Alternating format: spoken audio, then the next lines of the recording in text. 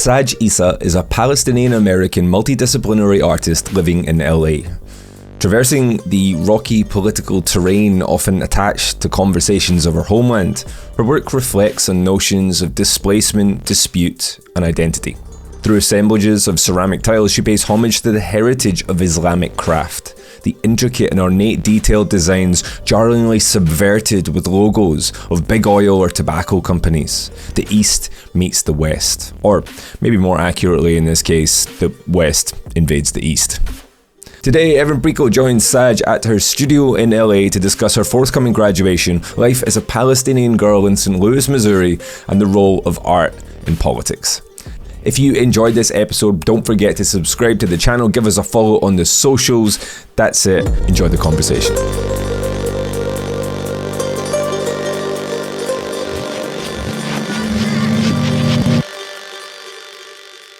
And you were so kind to provide dates for this interview. Yes, absolutely. I had to. Today's the first day of Ramadan, and that's my treat. I love to feed people my favorite brand of dates from Whole Foods. We should say, and we should make it very clear, that we are also celebrating the end of your MFA show. Yes.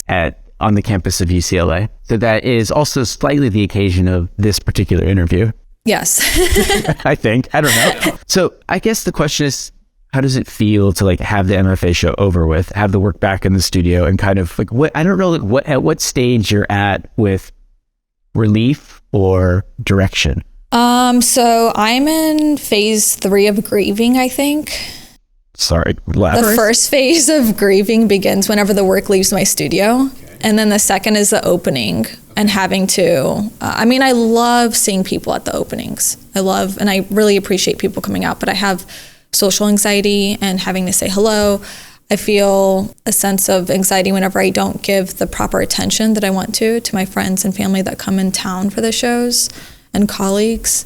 So that's phase 2. And then phase 3 is whenever it's either back in my studio or still in the gallery, but I've basically just kind of had this extremely overwhelming feeling of not being able to fully process the work, but also, just your body's exhausted from putting in so much energy in the production.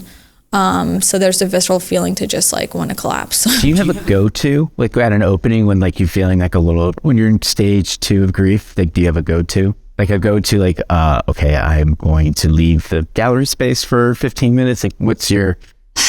Sometimes I wish I were a smoker to have the excuse to just what do you got in your pocket? Social anxiety. I feel it. That's my dad's cop-out move, is just going out for a smoke every 15 minutes. No, I usually designate one friend, one really close friend I'll invite to the show and be hey, whenever I give you the look, I need you to come and swoon me and act like there's something important to be taken care of. Did they do that? Yeah. What did they do? What was the thing? What was the moment where they were they came in oh, I have this really important thing I need to discuss with you? Okay, so it's my best friend Laura Hamden from St. Louis.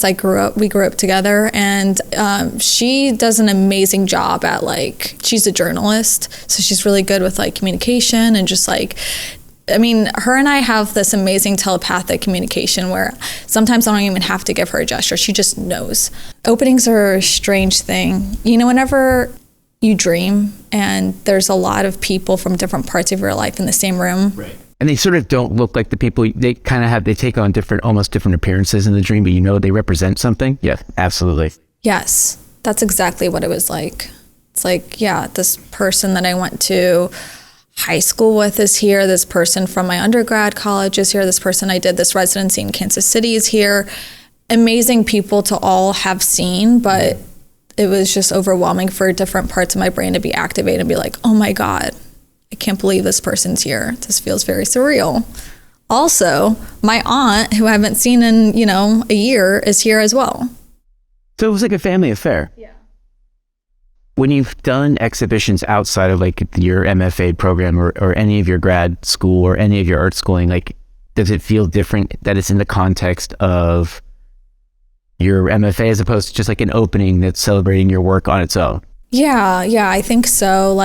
This was kind of the most grandeur sort of opening, and a lot of people understood how important that was to me. It's also LA, and it's UCLA's got a great art art department, the history of the UCLA art department so strong. So like there's a lot of layers too. Yeah. And then also the proximity to like graduation where people, family do come in town for that. I was like, it's not important to come to a ceremony. It's more important to come to the show that I put this effort in, with the work and such. And it's more fun too. Didn't even realize the show was only a week long, and I'm so happy I went on a really, really rainy, floody day. Oh my God, I appreciate that. That's amazing. Thank you. The work itself, and full disclosure, Saj was in a show that I curated a couple weeks before called The Weekenders. Shout out Guy Rusha in the gallery there. Shout out Guy. The work that you presented, there was like the mixed media ones with the ceramics and the painting. Mm-hmm. I was just absolutely enthralled by. I love those. Thank you. And I love what you were doing with the different textures and different materials. What talk about what it is that you presented, because that work is really, really strong, and it felt there's a couple different things going on. Thank you. I appreciate the sentiments. So it was a diptych painting of two storefronts that take place in Ramallah, the West Bank of Palestine. And in the same composition, there was this sort of flattened depth of this field or native flora that I decorated the environment with. And towards the top of the composition, I had inlaid hand-painted ceramic tiles that, and the pattern from that tile was also included in another piece adjacent to that room in the gallery. And what do you think? Did I describe it? No, you described it really well. I was curious about how you source your materials for particular pieces like that. Is it based on photos that you've taken in Palestine? Is it based on, are the tiles based on traditional patterns? Like what is it that it went into those particular works? I guess I should start off with the meaning of, or the title of the artwork, which is They've Changed the Signs. And the source of inspiration for the entirety of these paintings were my intention to depict Ramallah in a very idealized, romantic way, sort of without the chaos, without the noise, without the agony, and just... Which came through, by the way. Thank you. It really did. Wow, thank you. The title is sourced from this, the concept of the street signs in the West Bank, and how I've noticed that they changed in the past year. So I grew up going to Palestine every summer throughout my life, and I would pay very close attention to the street signs. They were always labeled, for as long as I can remember in order of Hebrew, Arabic, and English. Hebrew, Arabic, English. Yes. Got it. Okay. This time the order of the languages was still the same, but I triple read the sign pointing to Jerusalem, which was, again, Hebrew, Jerusalem, English, Jerusalem, and then in Arabic, it used to be labeled Al-Quds, which is the way to identify the Arabic way of saying Jerusalem. But this time they've changed the transliteration to read Jerusalem. And it didn't stop with Jerusalem. It was every village in the West Bank. And the Arabic translations on the signs were previously colloquial names of the villages in Arabic. Now it's translated to phonetically spell the way it is identified in Hebrew. So again, Jerusalem is Al-Quds, now it's Jerusalem. Al-Khalil is now Hebron. And the village in which my family is from, Beitin, is now labeled Beitiyad, which refers to the settlement that's right beside my family's village. Those signs were depicted in the paintings. I'm going to go out on a limb here and say that for most people listening to this podcast, which is international, we have an international audience, St. Louis, Missouri seems like the furthest place from Palestine I can possibly think on earth. Is that fair to say that seems like such disparate places? How did your family end up in St. Louis of all places? Which is the middle, literally the middle of America. Middle of America, and they're actually on the north and south axis of the world, but that's like the east and west axis, like St. Louis, and then the other axis is Palestine. Wild. Amazing. Okay. So there's a draw. I guess that puts it in perspective for others geographically, who many people in LA actually don't know where St. Louis is. Well, to be fair, Californians don't know where any of the Midwestern states are. But the irony is that most people who live, I grew up in Oakland, California, so I'm a native Californian. I do know where St. Louis is. I could point it out on the map right now, but most people from California are actually from California, so you would think they would know where Missouri was. Yeah, well, that's what I'm saying. It's like its own little country on this side of America. Yeah, they don't know anything beyond like Nevada. Is it Nevada? I think you could go with either one. I say Nevada, but see, I don't know what my accent is. I think we say Nevada and Missouri. Missouri. Is it Missouri? Missouri. Yeah, that's the way to say it. So how did so my parents. Do you want to talk about it? Yes, I do. It's really important. Okay. I love them. It'll come full circle here. Well, absolutely. So my parents were born and raised in Palestine, and around like the 80s, during the first Intifada, is whenever my parents immigrated to America. And so I love hearing their stories of what they had to say America was like in the 80s versus what it is now. And I'm like, oh my God, like I wish I was alive at that. They prefer the 80s. They prefer the 80s. And if you ask, like if you get a poll of like just like 10 Americans like who are above the age of 60 and ask what was the best decade in America, most of them will say the 80s. I was born in the 80s, but don't have a lot of conscious memories of the 80s. So I would say the 90s, but like, I don't know. So they basically immigrated to America, and the way that it usually, I guess, happens is one person from the village will get a job in a city in America, right? And then then another person will get a job at that, convenience store, gas station, whatever, point of interest they work at. And for my dad, it was a convenience store. And then they just settled in St. Louis. Like they didn't bother going to the coast like many other Palestinian families did, or pick a more, I don't know, like affluent city like New York, or they just stopped at the middle of America. They're like, this is cool. My dad likes to think of himself, and I see him as a cowboy too. Okay. And so that really appealed to him. Like there was a lot of, I forgot what the name of the show that was featured in Palestine, but it inspired a lot of Palestinian like men to want to be cowboys. And that was like the depiction of America. It was like, we smoke Marlboro and we ride horses and we have our cowboy hats. Did your dad get a cowboy hat? He did. Yeah. Does he still have the cowboy hat? I think so. He has several. Okay. Several? Yeah. Because he's a gardener too. Got it. So there's gardening hats. You also did undergrad in the area as well. So you spent significant amounts of time in Missouri. And where was Webster University? In St. Louis. Okay. Yeah. So I studied, I earned my BFA at Webster University. And what were you doing then? Like what was the motivation to go to art school, and what were the things as a young girl in Missouri that you were into that got you into art school? I think that for most people it starts with like being good or talented in like drawing, painting, etc. And I was good at other disciplines too, but I was like really adamant about wanting to be an artist. And as corny as it sounds, it's very much so true. My first impression of what an artist looked like was Bob Ross.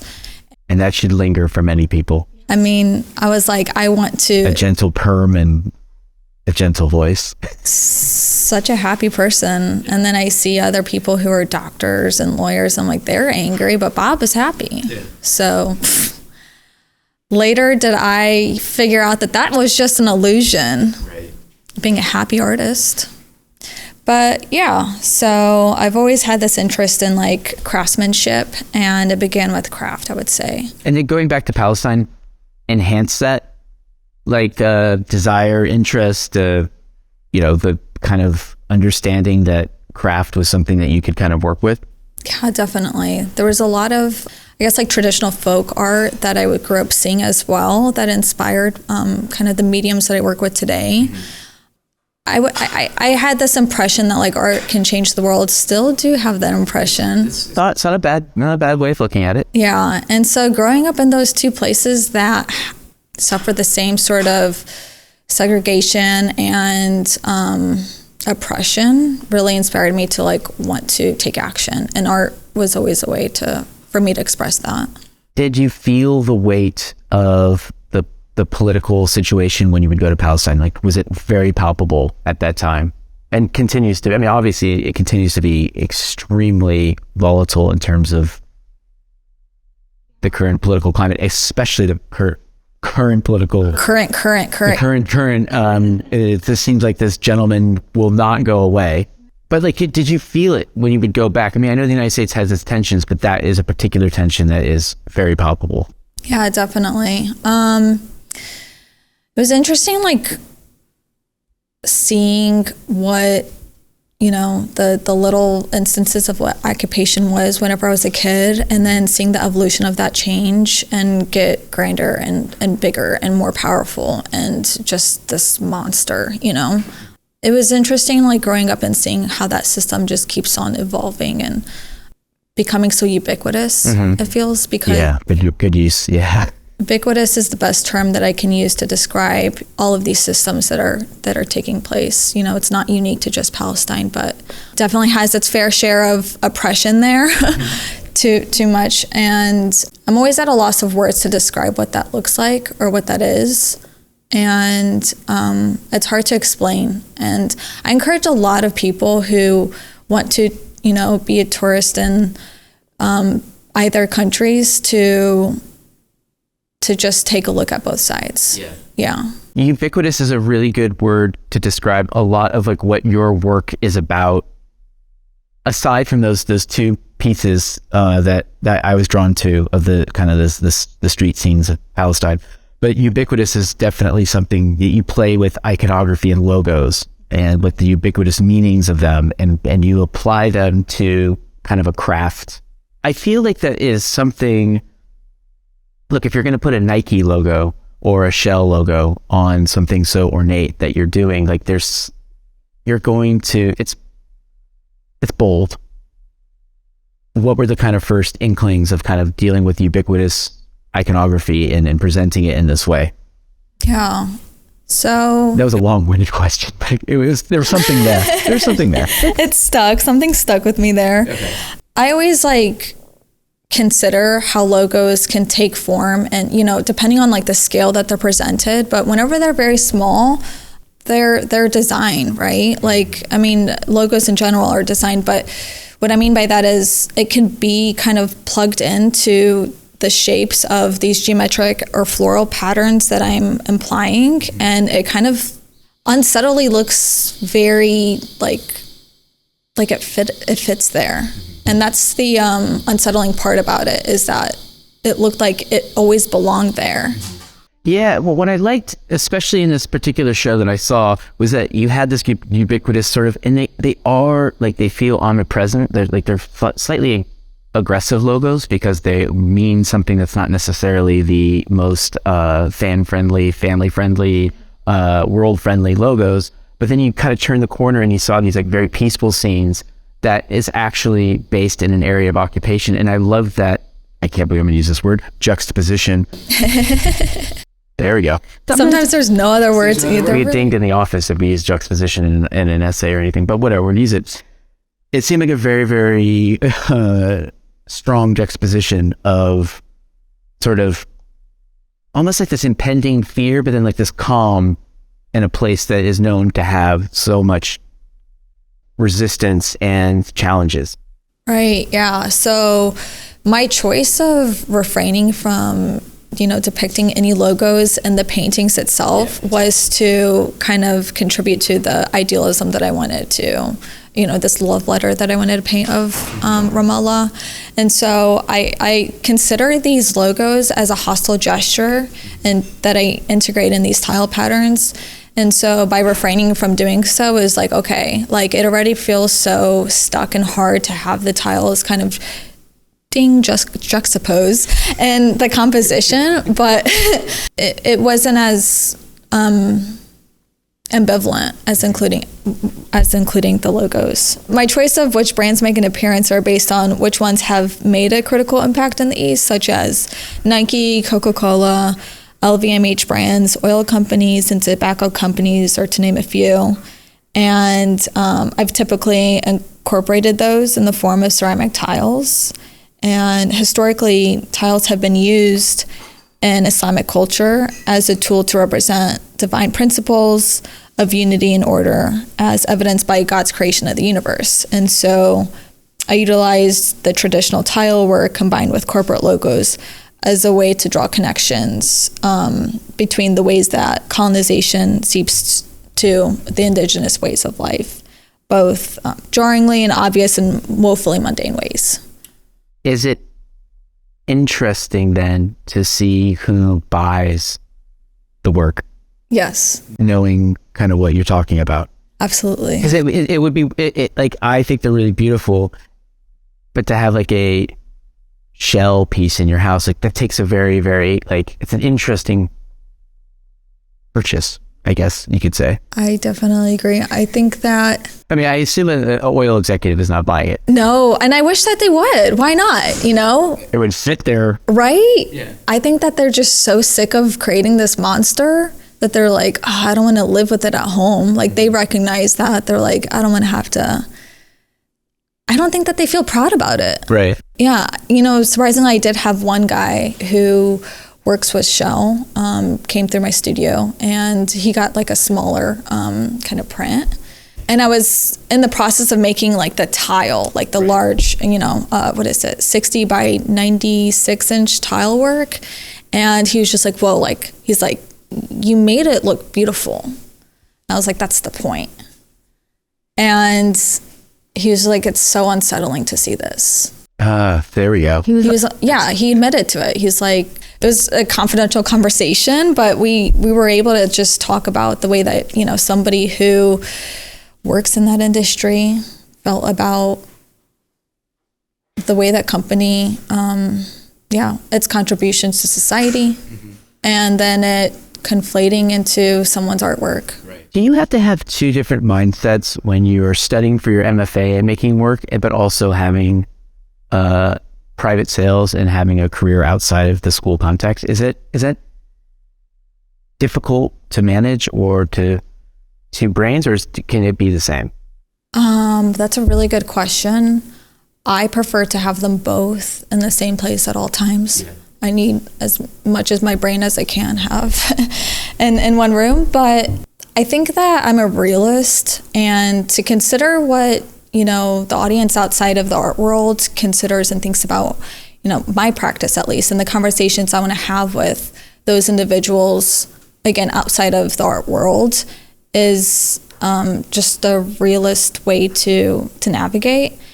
And oftentimes I think that in art circles, there's a lot of kind of floral language or lost in translation meanings and ideas that aren't realistic to expect others to engage with the artwork outside of this sphere. Like, I think that school and institutions are really nice to accommodate that for others that are willing to continue to just sit in that circle, the kumbaya circle of this is what art is. But others outside, for others outside, it's not as accessible. I prefer to have both of those. Yeah, because like you do, obviously as an artist, you want to make sales, you want to sell things in order to keep making stuff, but also you want to make sure that the story of why the work is being made is also front and center.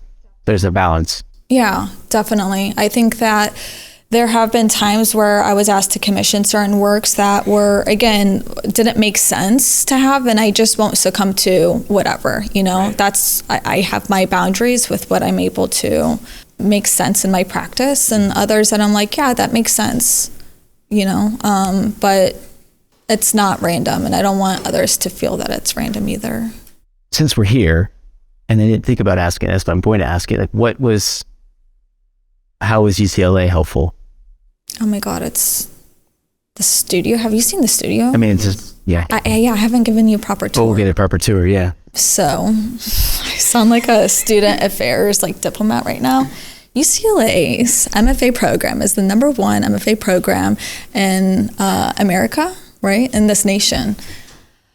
So the studio. I want to have like the dean or somebody come in right now and be like, "Thank you so much for that." That was really but I think because we're here, and the history, obviously the history of UCLA. There's been so many people who've been in Juxtapoz over the years who've been part of this program. So that's why it's like nice to talk about the lineage, but also how it was helpful for what you were doing. Oh my God, it's so amazing. The studios, I'm a studio-based artist, so these resources that I have here are super important. I'm going to show you the ceramic studio and the amazing kilns that we have, the wood shop, all of that. Like it was a brand new facility at the time whenever I came into this program. How long have you been in the program for? So it'll be 2.5 years by the end of it. Yeah, so I came in, end of 2021 I started. Really wonderful time for the world, by the way. Wonderful time to live in LA. That's what my girlfriend has said. It was actually, and I kind of was coming down here a lot in 2020. It was a good time. No traffic. I was able to drive from Malibu to Orange County in 45 minutes. This is the thing about LA is that it's not a joke. People talk about the highways here. It's unbelievable. What highways? There's only one. It's highway. East, west, north, south. That's it. But yeah, the facility and also the instructors in this program were amazing to work with and, bounce my ideas off of. I feel like I was really challenged, and upon coming to this program, I really kind of surrendered to wanting to learn, the institution, but now I'm feeling like I'm ready to departure. I'm so ready. But this is the thing we were touching on, is that you go in and you've like, right, well, I have some attention outside of this. Like I've sold some work, and here I go. Like you have to kind of like you just said, succumb to it and kind of like, I'm going to just use this to grow. Yeah, definitely. I think that if you're wanting to go to school just to use the facility and not engage with your colleagues, classes, and kind of do the work there, then you're really not going to benefit that much. Like you might as well work a job to suffice the studio practice outside of being in school. Like part of it is, the resources, but the other huge part of it is having the conversations with your colleagues. Like there's a certain level, I would say from my experience, there's a certain level of like kind of concept that I'm able to have or talk about, discuss with people outside of the art world versus people, an institution, let alone like, let's neglect the galleries, right? The institution, we're able to really talk at lengths about, research, history, art history, politics, etc. There's a dead end with that elsewhere. When you came into school here, what kind of artist were you, and how are you feel like you're leaving? I think that whenever I started, I was a lot more confrontational. People say that I am a confrontational person, but I think that I'm a lot... The work was confrontational? Yeah. The work was confrontational. And I think I am as a, person, that. But I've become a lot more subtle in the way that I want to communicate through art. I want to communicate those sort of confrontations through art instead of words now. Mm-hmm. Well, it's like almost as if you are seeing that the confrontation is a life's work. So you don't need to hit somebody over the head and just one work every single time. It can be like a lifetime of absolutely depicting confrontation. Yeah, I've learned so much about myself through just practice in general. And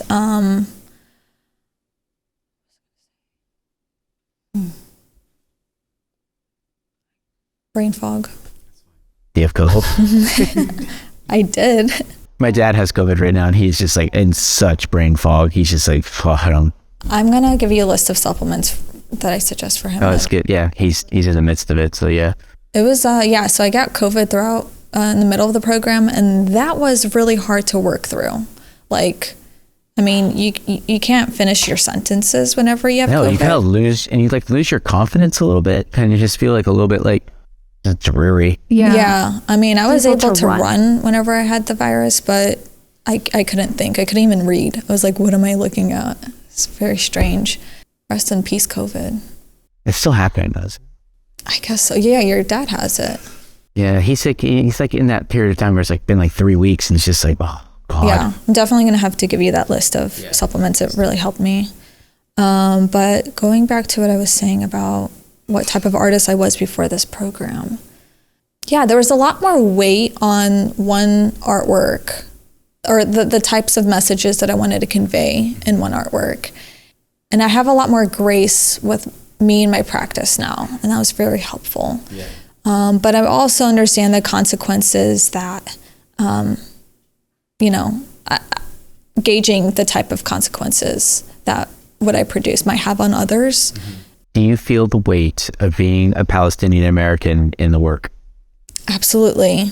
I think that there's this pressure of representation that I want to be successful at, There's not a whole lot of Palestinian artists, especially ones that have the privilege that I have, thankfully. Like, I'm so thankful for all of the privilege that I was able to have going to school, being able to study art, and not worry about the financial kind of burdens that comes with that as much as other artists have. But I think that I don't want it to be all of me. Like, I don't want my identity to be all of what I make art about. Right. Well, because then do you feel like, because that will pigeonhole you for the rest of your career? Yeah. Anytime there's like, I'm going to sound like a narcissistic artist, but it's like anytime there's a labeling or someone tries to box me in of like being a female, woman, like all these shows that are like, hey, we want to include you in this like woman, blah, blah, blah. And it's like, or, a person of color art show. Those are all great, but that's kind of stifling. That's why we want to put you in a sports show. I want to be the first to say this, but I actually want to be in a show with white men. Like, I want to be in a show with white men that make work about, abstract expressionists or whatever white guys make work about. But why can't we be in the same room together? Right. Yeah, absolutely. Yeah. I will say that I feel like I don't know if this is going to make it into the podcast, but what I feel like Juxtapoz does a really good job of is it kind of mixes everybody together and just kind of like, we don't ever put like, this is the same. Like, we never do that. I love you guys for that. Yeah. It's art, kind of no strings attached, nothing, none of that. This is what it is. Like, it's always about, if you like abstract expressionism, you might like graffiti. If you like graffiti, you might like what you're doing. Like, it's just like, because you don't have to just like one thing and just be like, well, that's it, I'm done. And I've done all my research. And I appreciate whenever I do have the opportunities or people want to question the practice rather than making it about identity solely. Yeah.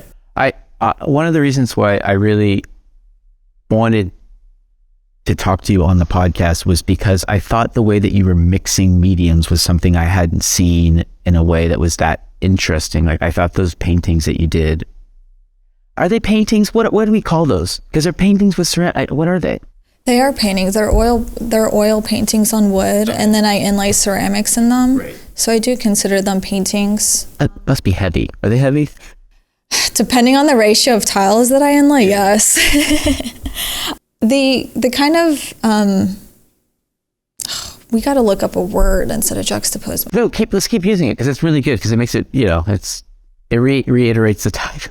People know exactly where they're at. It really is just like these two mediums side by side, kind of competing or comparing with each other. You can say it that way too. Yeah. Lengthy way of, yeah. It feels right. And what I found myself leaning towards, like, where I place the tile and the combination of the paint or the composition of the painting is particularly, and usually the sky, like where the sky would be in the composition is usually where I have the tiles. Yeah.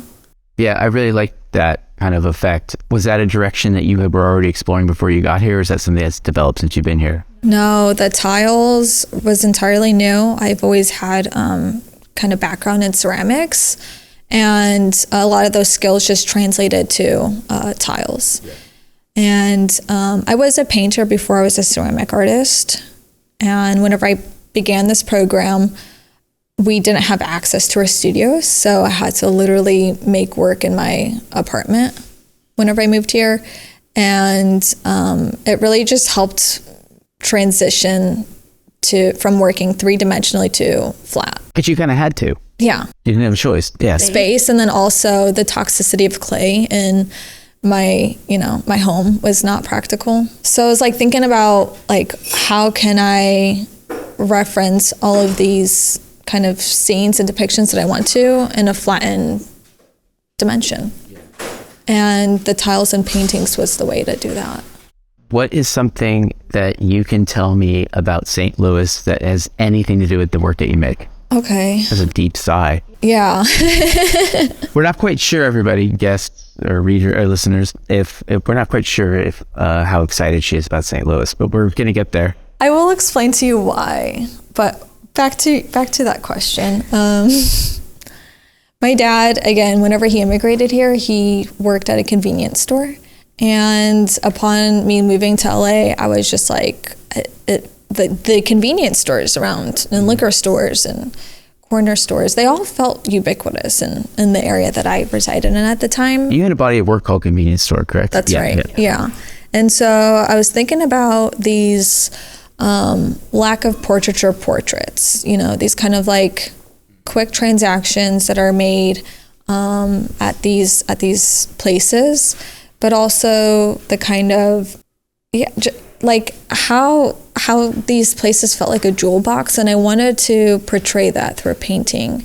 And so there was a lot of kind of my father's background and my upbringing and his store that felt nostalgic, and these stores anywhere kind of carried that same vibe.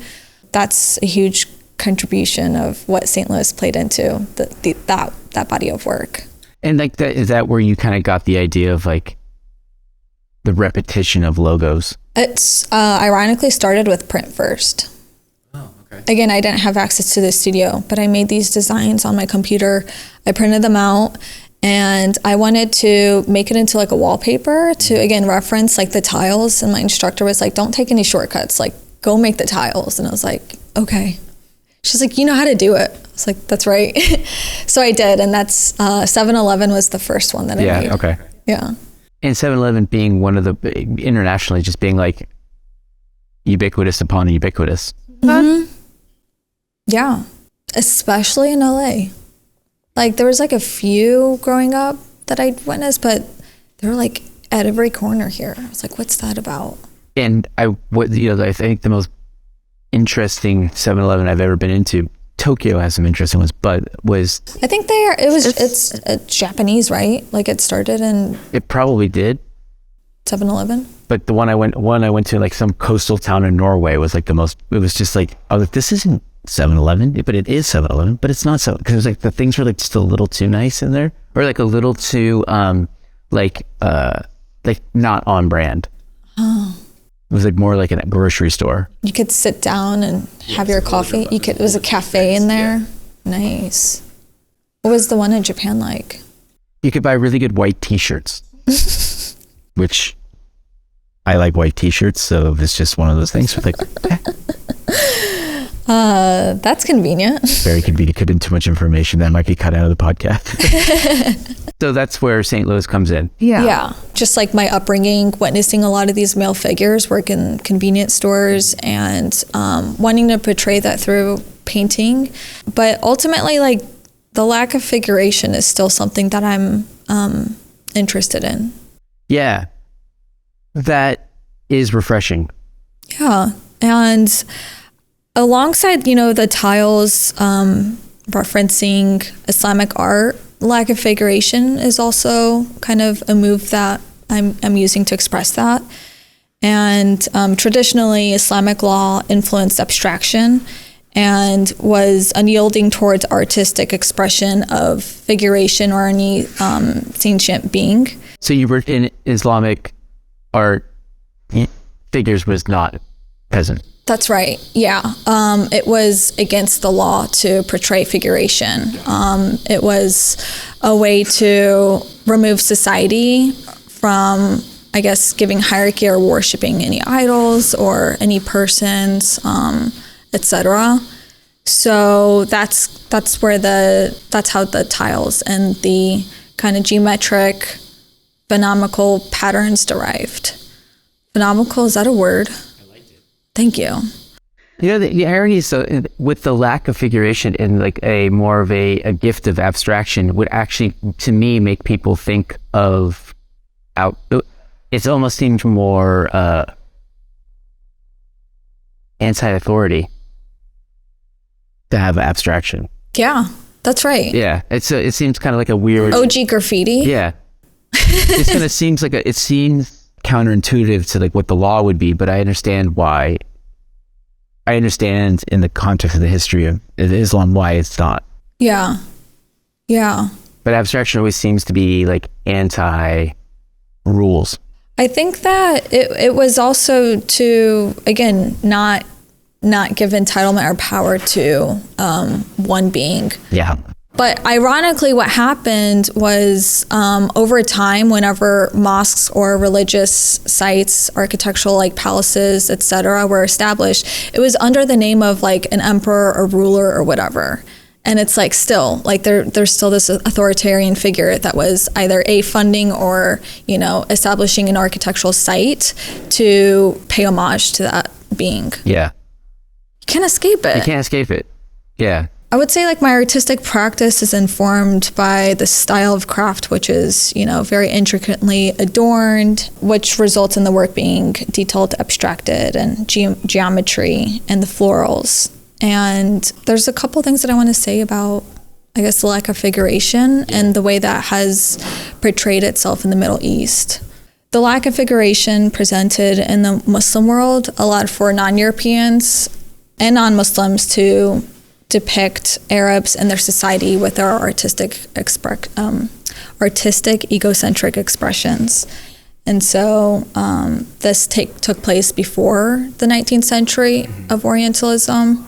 Going to Palestine and seeing a lot of these like religious biblical sites, there's a lot of like depictions of white Jesus.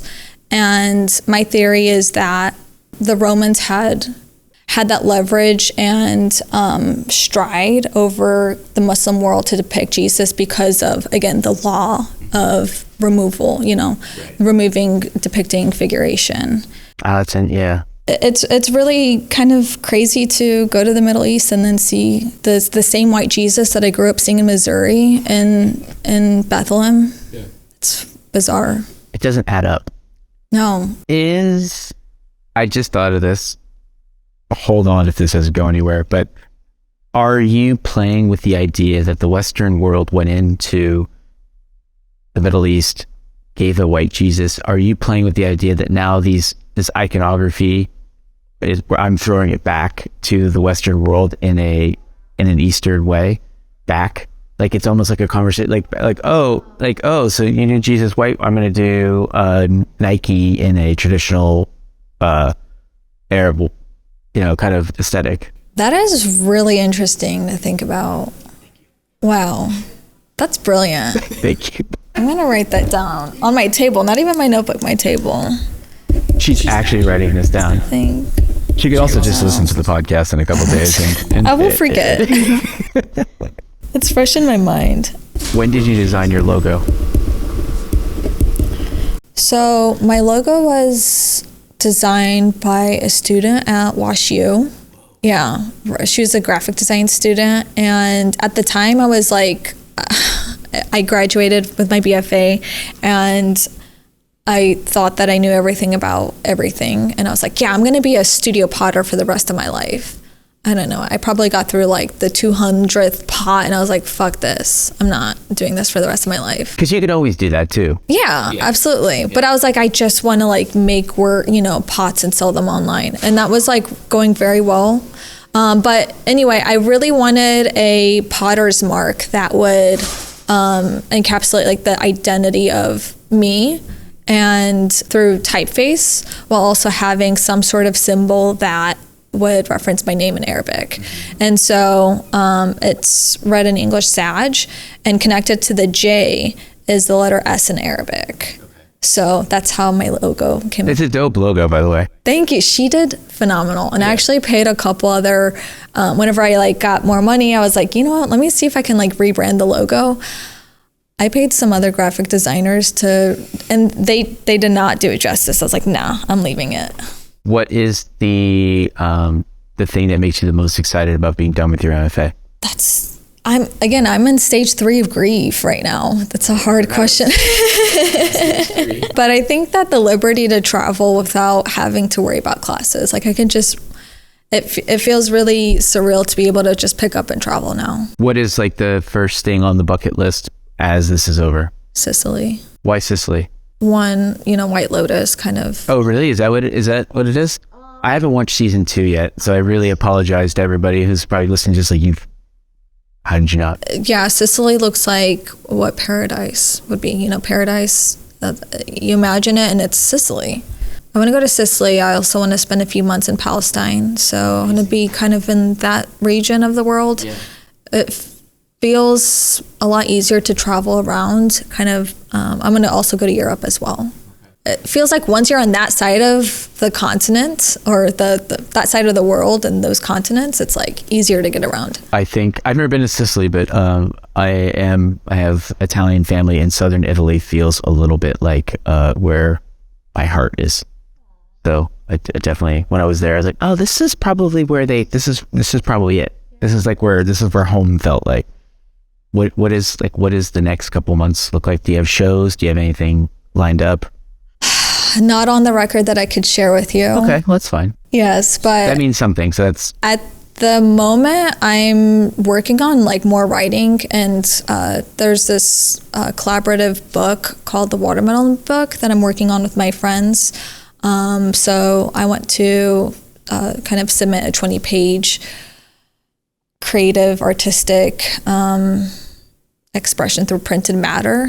So I'm excited to explore that because I'm so material based. So that's next on my list. Do you want to do your last pitch for UCLA Art Department, or are we? Yes. What is your last pitch? Okay, okay. Yeah, this is the pitch.